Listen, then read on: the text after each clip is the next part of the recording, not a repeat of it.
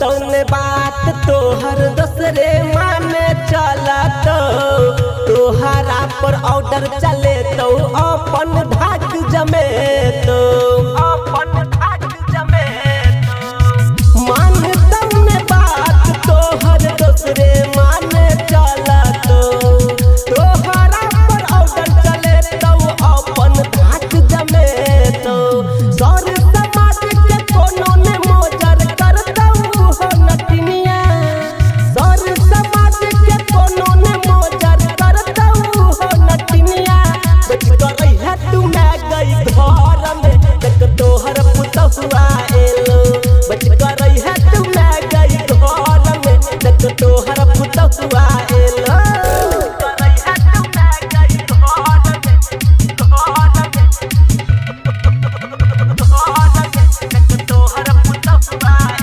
अभी आप सुन रहे हैं आर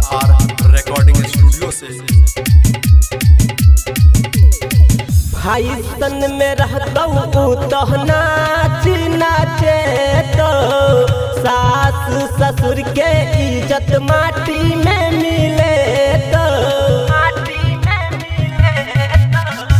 भाई सन में रहता तो नाचे तो सास ससुर के इज्जत माटी में मिले तो मुँह से अपन गोली चले तो करता हो लड़ाई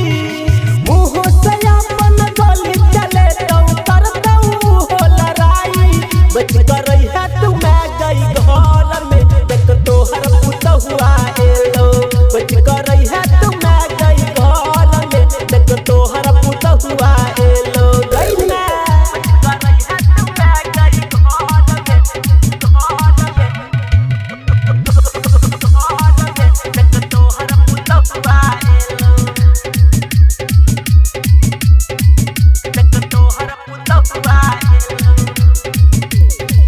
सबकियो मिल झुली करू ने विचारियो को ना चलत कलयुग सब घर लाचारियो।